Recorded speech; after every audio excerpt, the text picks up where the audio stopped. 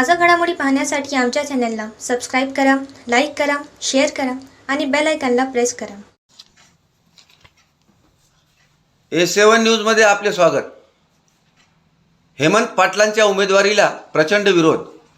रविवारी हिंगोलीत आयोजित केलेल्या भारतीय जनता पक्षाच्या बैठकीत कार्यकर्त्यांनी अत्यंत तीव्र भावना व्यक्त केल्या.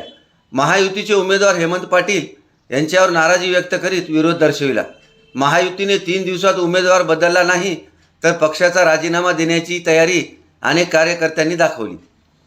3 दिवसापूर्वी महायुतीची जागा शिवसेनेकडे असल्याचे स्पष्ट झाले व सध्याचे खासदार हेमंत पाटील यांचे नाव शिवसेनेतर्फे जाहीर झाले.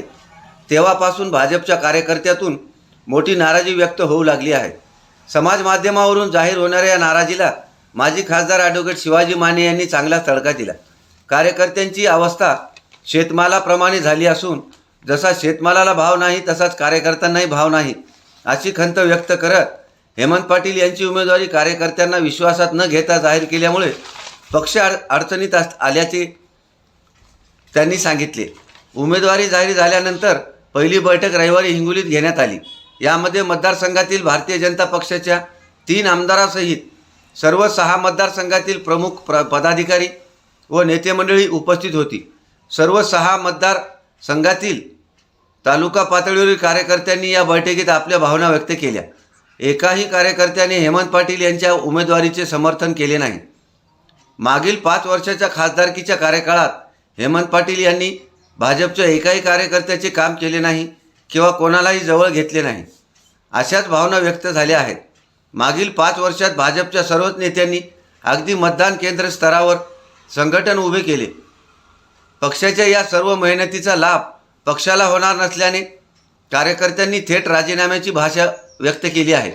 अनेक कार्यकर्त्यांनी हेमंत पाटील यांची उमेदवारी बदलली गेली नाही तर वरिष्ठ नेत्यांनी एका नावावर शिक्कामोर्तब करावा, अशा नेत्यांनी अपक्ष उमेदवारी दाखल करावी असा आग्रह कार्यकर्त्यांनी बैठकीत धरला.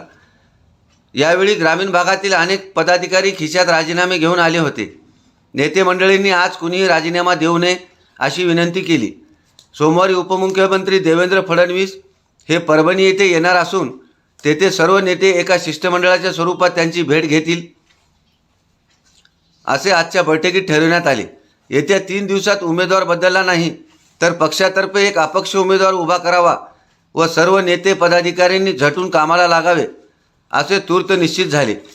या बैठकीत आमदार तानाजी मुटकुळे, आमदार भीमराव केराम, आमदार नामदेव ससाने, माजी खासदार ॲडव्होकेट शिवाजी माने, माजी आमदार रामराव वडकुते, माजी आमदार गजानन घुगे, श्याम भारती महाराज, रामदास पाटील सुमटाणकर, महिला जिल्हाध्यक्ष उज्ज्वला तांबाळे यांच्यासह 3 जिल्ह्यातील भाजपचे जिल्हाध्यक्ष, पदाधिकारी व कार्यकर्त्यांनी मोठी उपस्थिती होती. A7 न्यूजसाठी अनिस अहमद, हिंगोली.